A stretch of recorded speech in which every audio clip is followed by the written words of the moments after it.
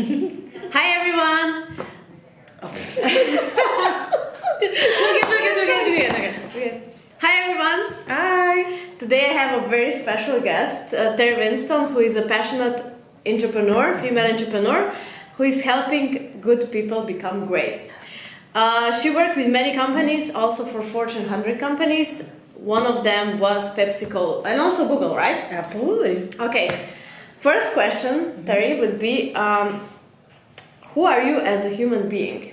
If your name was in a dictionary, what would it say? I love this question.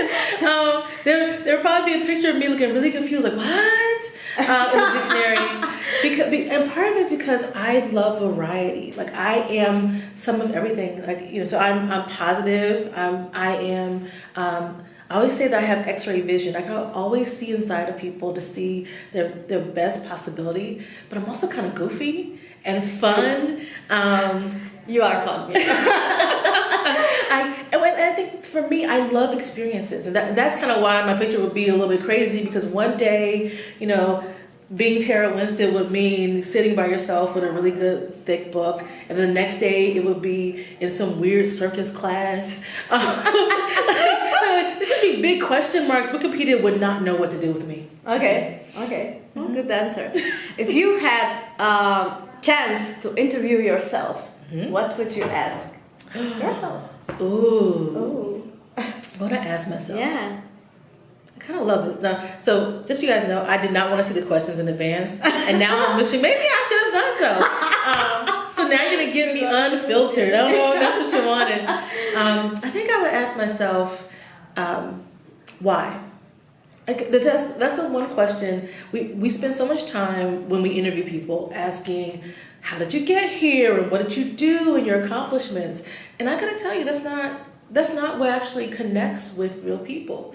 You should always ask people why they do what they did, because that's the lesson, right? The what, the accomplishments, even how they got to somewhere. Like we always want someone to show us the exact steps they took because we want to get where they were. Exactly. But you shouldn't want to be where they were. Like you have your own vision, and you are your own person. So when you understand why a person does what they do, then you have a better way of understanding how much of their advice you could take, how much you really want to be like them. I gotta tell you that, like as an executive coach, I get to see on the inside of lots of people, and there are a bunch of people where I would love their money or their power, but when I understand why they do what they do, I wouldn't want their lives. You wouldn't change it. I wouldn't change it. So yeah, I'd ask me why. Like, why did I make my choices? Why do I do what I do? Very good question and very good answer, actually. When were the most obvious transformations in your life, personal and business, and what did you learn from those transformations? I just had a great conversation with my best friend about this. Okay. And if you ever want someone to keep you honest, go to your best friend, because they are unimpressed by everything you've done. Yeah, exactly. And they remember things in a way you don't, right? I kind of whitewashed it. So for me, not for everybody else, but for me, each of my transitions have been painful. Okay. Right. Okay. That's interesting. And it's interesting because I love to think that I'm this massive risk taker and I jump out and do everything. Mm-hmm. But what happens is I start to feel a little bit of frustration. Mm-hmm. Or I'm doing my job. I'm doing whether I was working for a company or even working on my own business. When you start to feel something just doesn't feel right, a little dissatisfied, not unhappy, just a little dissatisfied. That little nugget grows and it grows and it grows. And all of a sudden, something on the inside is like, I'm not having fun with this. Yeah. But we're so good at just doing the work, right? Like, okay, I'll just do the work. I'll keep going. And so what has happened, it takes me to finally hit some either level of exhaustion. Okay. Or absolute, I cannot do this anymore. I hate my boss, or I can't sleep at night. I get, rather than listening to that voice when it's small. Yeah. Right? Because we're so busy doing, I wait until it really finally says, no, you gotta change. And at that point, it's painful. It's right? painful, yeah. and then that's when I stop everything and I say, okay, and I reflect on kind of what am I still enjoying, what don't I like, what needs to change, and then I transform into the next level. So, that was leaving one company for another company. Yeah. That was leaving, my very comfortable corporate life for this crazy entrepreneur life. That was kind of building a new part of my business. Like each step of the way, there's a voice that says, this still doesn't feel right. Now, please be smarter than me. Don't wait until it's painful. But everybody, when it comes to transformation, there's something inside that says that there's something next. And the smarter ones of us listen to that voice and have more confidence in ourselves. And if you're like me, and you sometimes a little slow on the uptake, it will get to a point where that voice is screaming. Yeah. But we also learn from this kind of thing. So everything is as it should be. Absolutely. And I have to say, like, as much as, I joke about it being painful, and it was painful, I now realized I can see when it's coming now. Yeah. Right? Like, I'll be in the middle. It doesn't have to be complete pain for me to say, okay, there's something bubbling. Okay. And to ask myself kind of what is it? And usually I can catch it beforehand now. You're so inspirational. I read that you quit your well-paid job during the recession.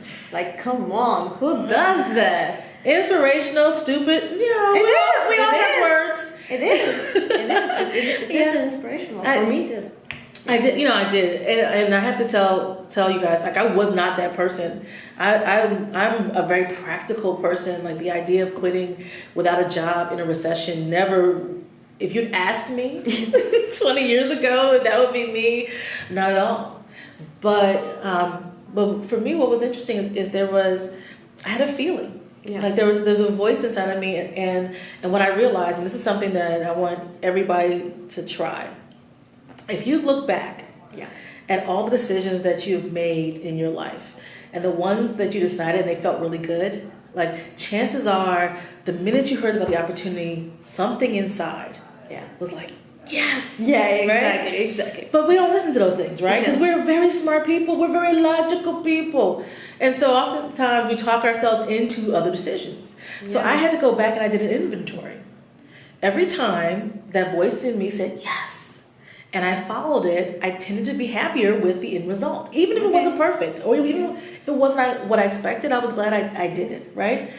More often than not, when I had an opportunity and I was like, I don't love it, but I talked myself into it logically, more often than not, I didn't enjoy the experience, or I wasn't necessarily glad that I had it, right? And so you learn to start to trust that voice inside of you, which is muscle memory and experience and intuition and a whole bunch of other pieces all rolled up into one. And that was the voice that I heard that said quit.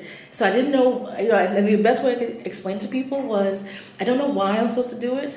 I don't even know what's on the other end, but I know that this is the right answer, and I have enough courage that whatever's on the back end, I can handle it. And I think that's the other piece for everybody. Like, you spent how many years going to school? Like, you've been a great student, you've been a hard worker, whatever is on the back end, you can find your way back out of. And so I knew my worst case scenario was that I would get to the back end of this and get a bad job making not enough money. That's like the worst case scenario. I would go find a job in a bad place, but I knew I could rebuild from there. And I think what holds so many of us back is the fear that we cannot overcome whatever isn't the best outcome. Exactly. Where do you get all this confidence from? Like, because so many female entrepreneurs are really afraid, like scared. Like, where do you get your confidence from? I wish I could say that I went to a store and ordered it online on Amazon. Yeah. We all wish for something like that. Maybe a new business idea. Right? Oh, wait a minute now. We can do this. I can do this. And I wish I could say that I had it every day. Because I don't. There's some days that I wake up and I'm like, I don't know. What am I doing?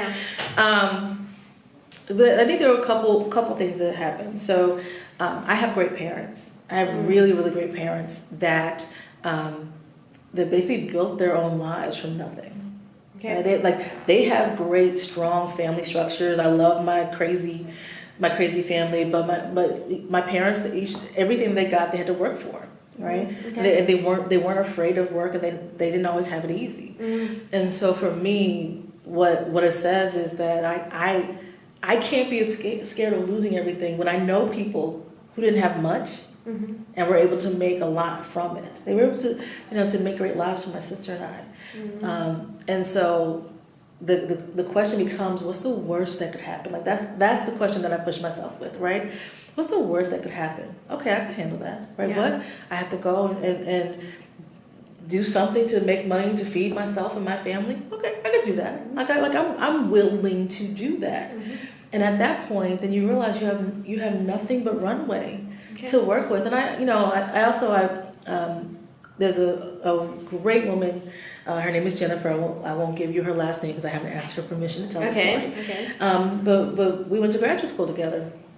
And she had taken all these really wonderful tech jobs, and this was a time when every tech company kept closing and reopening and closing and reopening back in the 2000s. And she finally said to herself, like, why do I keep going to places and getting laid off? And am I really following what I want to follow? She took that experience and then went into entertainment, right? Which is a really hard industry to go into. And when people asked her how did she have the courage, she's like, being let go so many times, you learn that you can get a job. Yeah. Right? Like sometimes, so when you look at people who struggle and stumble, that should give you confidence that there's a way back from it. Like, so I take those lessons and I help myself through on those days when I don't know if I have enough of my own confidence. Perfect. So you're a coach to many companies, and when did you realize that you can help people with your knowledge? You want a secret when it comes to all of our talents and gifts. Yeah. Whatever your talent is, you have been doing since you could talk. Exactly. Probably. Yeah. I agree. Yeah. Right. Whatever that thing is. Now we don't always recognize it as a marketable talent. Yeah. Because we do it so naturally that we're like, yeah, that's not a thing. Yeah. Exactly. Yeah. Exactly. So if you would go back to when I was in secondary school.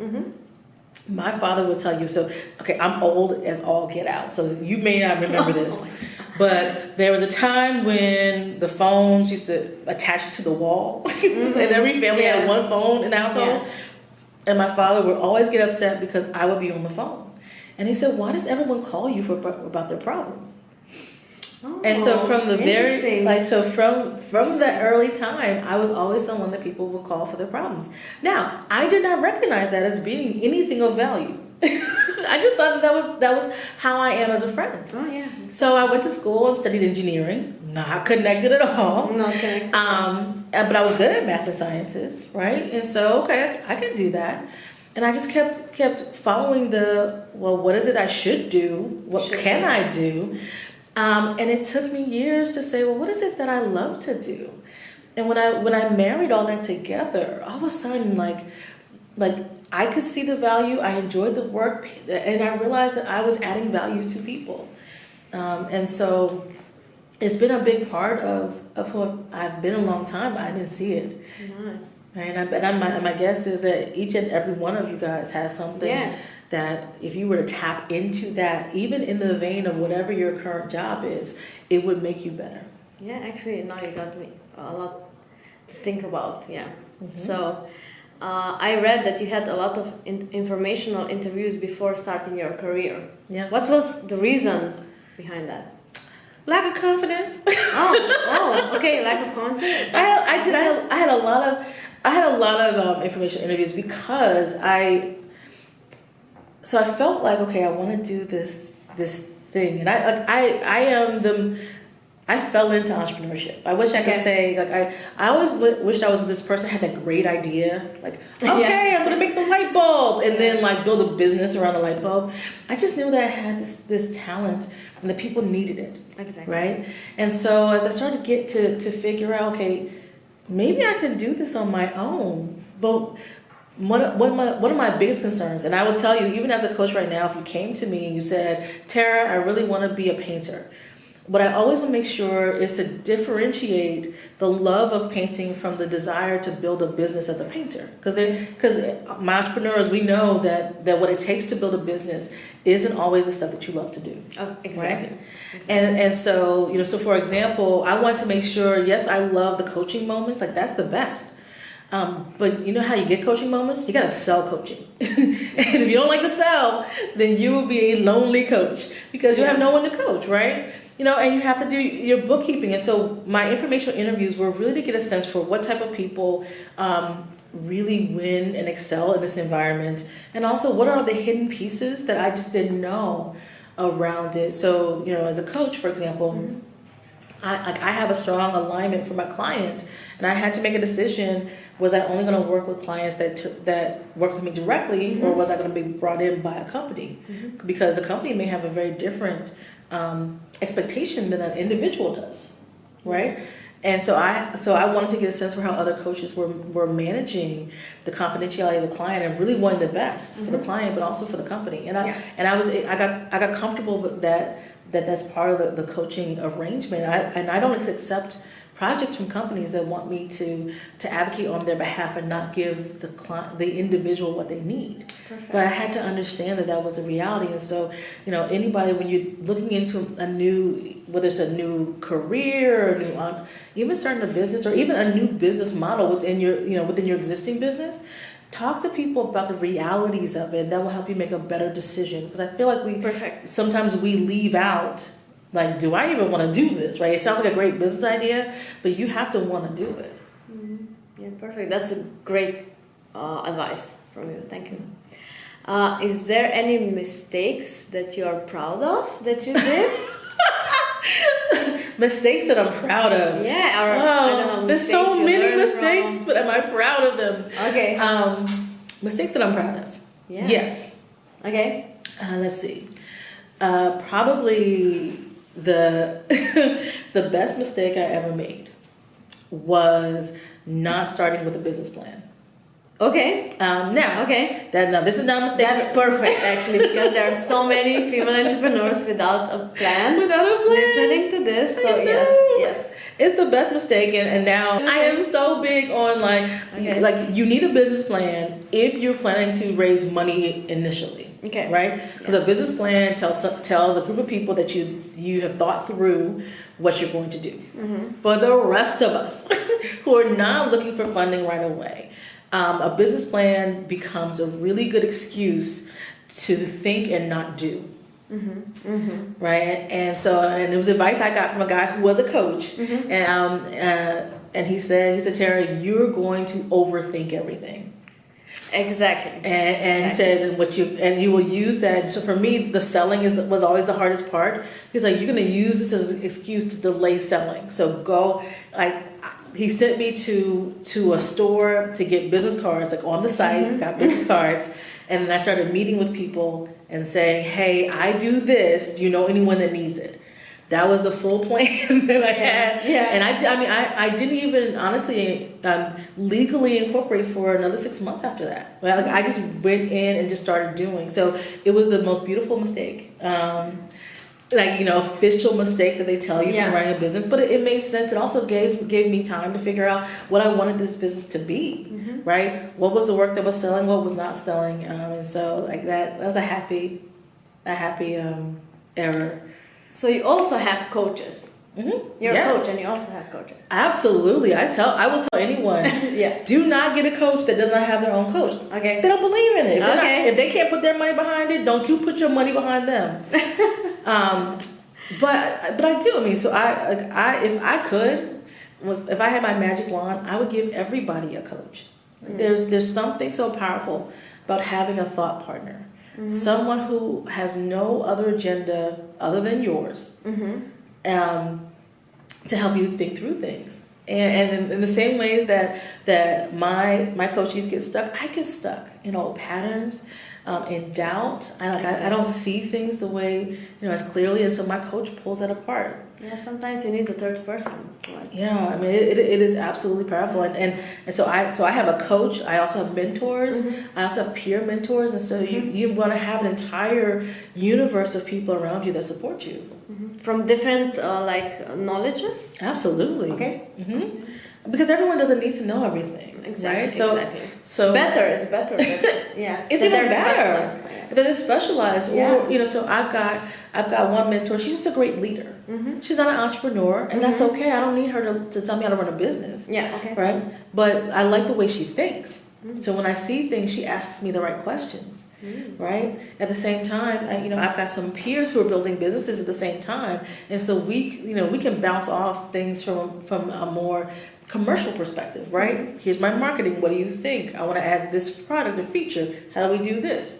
Right? So they work really well that way. And then I've got my coach in some of the emotional stuff that I deal with.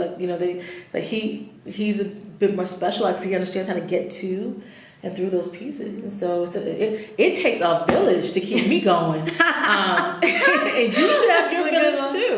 Yeah, you should have a village too as well. What's your perspective about marketing? About marketing. I'll give you one of my big pet peeves, and then we'll talk about marketing in general. So one of my biggest pet peeves is that people think social media is different than marketing. Okay. Social media is just another set of platforms, and when people don't treat them that way, it gets weird. Yeah. You're wasting a lot of energy, a lot of money. So you should be thinking about social media as an integrated part of your entire marketing plan. And forget what everybody else says and does, right? So, so my thoughts around marketing are that marketing is critical, but it doesn't have to look the same for everybody. Exactly. Right? You depending on the size of your business, so I honestly did first 3-4 years with all referrals. Completely referrals, other than maybe some just personal social marketing, social media, because everybody was on Facebook at the time, but I wasn't really doing anything focused. But the referrals really fed me, and it's okay to say look, how do I lean into this benefit that I'm getting from referrals? But the other piece of it is I've been paying so much attention to the marketing space when it comes to entrepreneurship, just on the internet. And I gotta tell you, it makes me nervous because you have lots of people teaching everyone how to do the exact same thing, right? Exactly. Do a webinar and then do this email newsletter and do this, and I'm just... It's not the same for everyone. It cannot be the same for everyone. And what's happening is that more and more people, if everyone's doing it, then your clients are starting to get immune to it, right? We're used to seeing the same thing, so don't think of it that way. Really, the fundamentals of marketing still apply. Understand who your primary customer is. Understand where your customer is and why they buy the things that you sell. Then figure out how to connect with more of those people. And it may be in person, it may be digital, it may be old school television or newspaper. It doesn't really matter what that is. It may be something even more creative, but just go through that process and then don't doubt yourself. Because I think what ends up happening for a lot of young entrepreneurs or even new entrepreneurs is we want to spend and do anything and everything. Exactly. Not necessarily the best for us. It's not. I mean, I would say also beware of perfection. Because a lot of times we'll wait to get things perfect to get out, to get it done. Yeah. And you want to know the worst feeling? So I sell to a lot of corporate clients, right? And you would think of all the types of customers where you need to be perfect.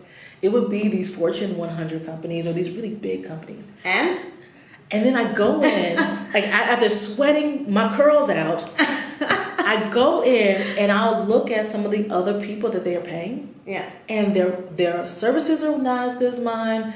Their products are terrible. I'm unimpressed with their everything. But they were there first. Okay. They got out there, and while I was perfecting my stuff, they were out there making the money. So you would be surprised. What I tell people sometimes in my sessions is that excellence is appreciated, but it's not always required. And it feels very weird to say that, but if you look at like people that hire folks because they have a great reputation, people that hire, that work with people because they know them or they like them, they've seen them on the stage, they think they're impressive, you'd be surprised how, like, what other factors get used. Oh my God, this is so powerful. But I mean, but now have to listen to I want you to start. I want you to start Seriously. thinking about it. Like, you know, start looking at some of the people that you've seen that have really big names, and then once you start to look at them, you're like, wait a minute, their stuff is no better than mine. Of course, yeah. And it happens all the time. But we, particularly women, will hold back rather than get out there. So what I have to, so one of the things that I say to my friends, and so you guys can use this. Like, I will go to a presentation. Or I'll see somebody and I'm like, he's making my money. That's my money. I could make that money because my stuff is better. Like, he's making my money. He's making my money. money. But I have to admit that. But he didn't, and I didn't do it because I've been waiting to be better. And so the lesson, get out there, be bolder, be audacious, because they are making your money right now. Okay, listen to her. Listen to her. With what kind of people do you like to surround yourself with?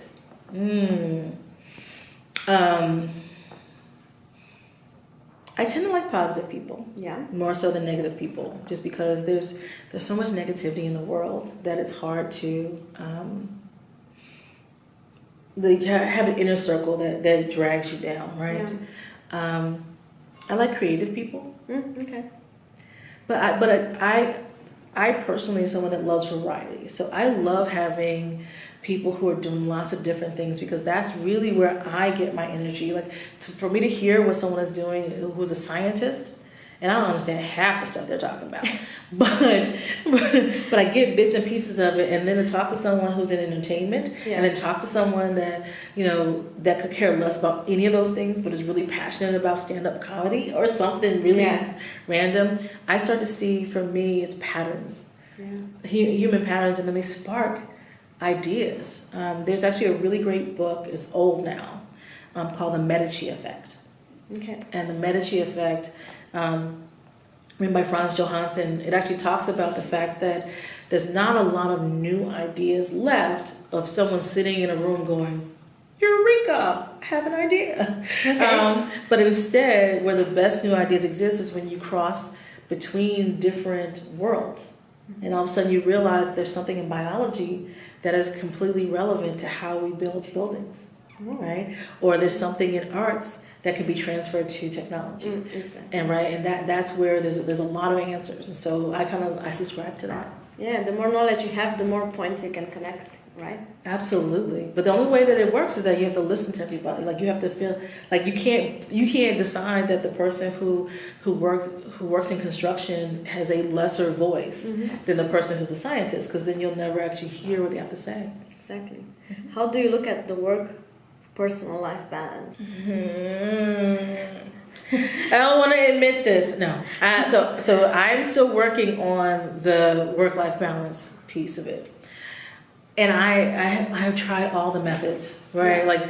Like there's different productivity gurus out there. You're supposed to, you can keep a list, you can keep it in your planner, you can do all those things. I'm bad at all of that. Okay. but I know, so honest. But I'm not going to give up. Okay. Because it's too important. And so for me, and for what I talk to my clients about, is finding what works for you. So what's interesting for me is, like, work-life balance does not mean that I want to be done at 5 o'clock every day. I'm not that person. What I have realized about myself is I would much rather have my weekends free than to finish work at an arbitrary point in time. I'm also not a very big early morning person. Okay. Right? And so for work-life balance, what it looks like is you have to define what parts of life you need and kind of what fits in. So I am much more about following my energy. I have someone like there's certain things that give me a ton of energy, and then there's some parts of work and life that kind of drain me. So the first thing that I did was I got a virtual assistant. Oh, nice. And the virtual assistant kind of helps me do some of the things that I'm not great about doing. right? So I'm investing in those things, but the first step is to figure out what are those things that take away the joy out of your life. And so that's really how I look at it. Like, what is joyful, what gives me energy, and what doesn't, and then how that timing, figures out. Like, I could coach for hours and hours and hours and not feel tired. Exactly, I feel right? the same way. Like, I could totally be in that zone and not feel tired. Exactly. Like when I facilitate, like I don't go to the bathroom, I don't need to eat. Like, I am in the zone. The minute that I stop facilitation, it's like, oh, like all the energy flows out of me, right? Yeah. So work-life balance for me will honor those pieces, and at the same time, give me space to rest and recover. Give me space to have a good time with my friends. And so, yes, I have not perfected it, but I refuse to give up because there's a version that works perfectly for me. But don't take on anyone else's version. Like, there's so much stuff out there. Keep trying and keep mixing and matching the pieces that work for you. So I've got a founder, she's got a growing non-profit organization here in the U.S. And her things are very clear. She works out every morning. You can't get a meeting with her before 10 a.m. Okay. Right? And that's counter to all the crazy articles that you read on the internet that says, like, what does Steve Jobs do for breakfast, right? No, she's fine because that's what she needs. Yeah. So you hired a virtual assistant. How did that look like? Well, so I cheated a little bit. So I'll tell you how I hired a virtual assistant, and I'll let you know about full disclosure. I cheated because of someone that I knew and I'd worked with before, and she had decided to become a virtual assistant. Okay. And so I had ultimate trust in her, and I think I think it's really important. Yeah.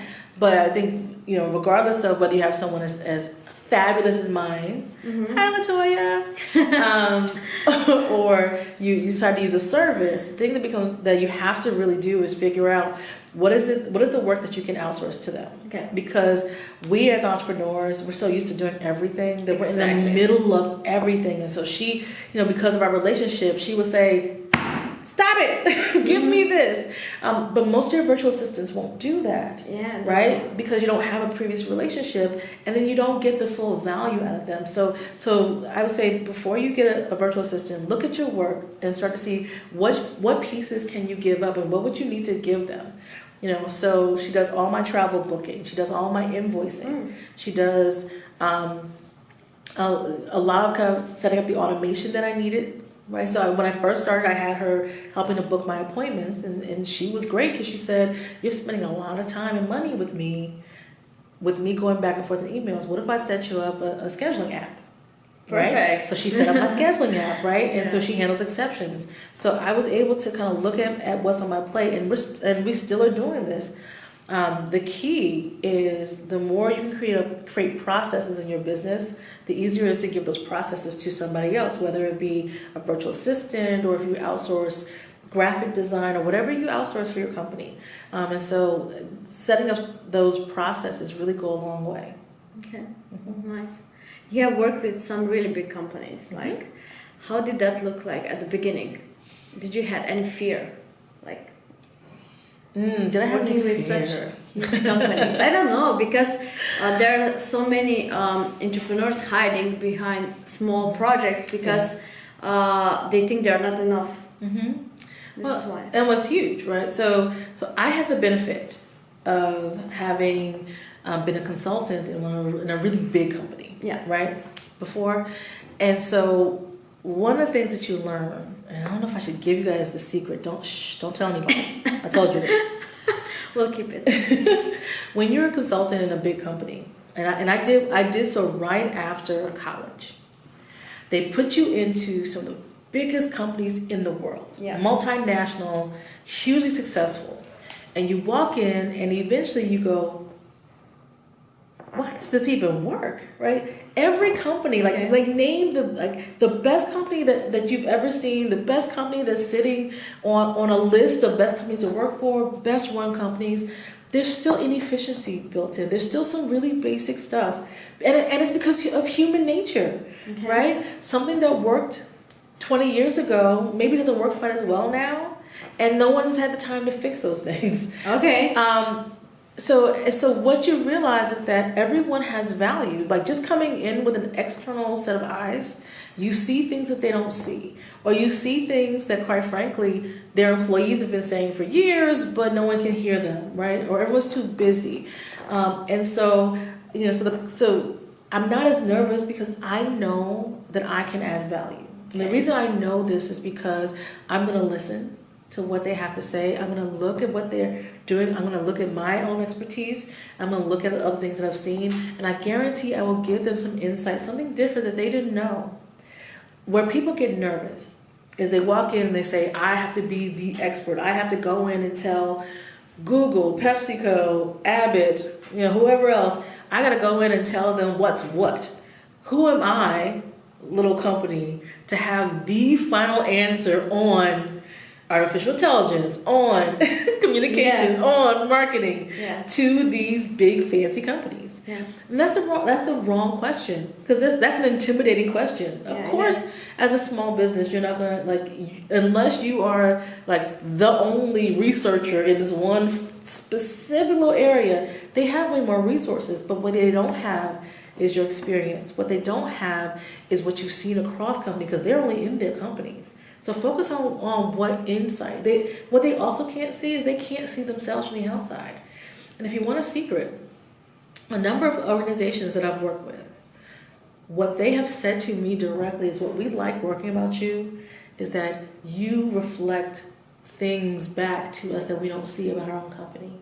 Exactly. Right? They say, number one, you really care. So for example, I've done, part of what I do is training. So I've done training for a company for now, probably 10 years almost that I've been doing training.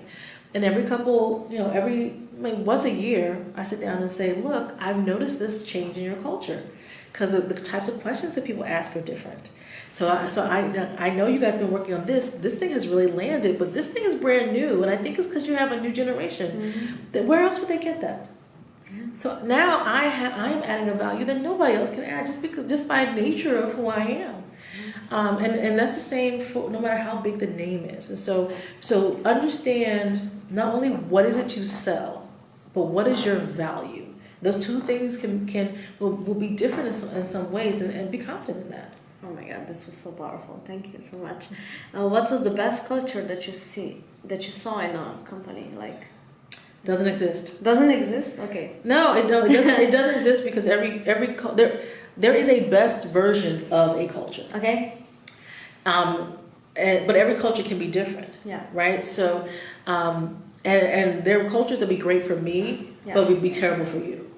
Right. Okay. I mean, that's why it's so hard to say. Of course, every good culture is one where the employees that came in agreed that that's what they wanted. Yeah. Right. So you were transparent, the values that you claim to have, all the way from the time that people are hired to whenever they feel consistent. People have opportunity to grow. That they are valued and respected. That they're developed. Right. And it's a place where the company is set up to succeed in whatever the mission is. Right. Whether it's making money or changing the world or being a government. You all have a mission, and you've got things set up. So where companies fall apart is that they have a set of values that they don't really live.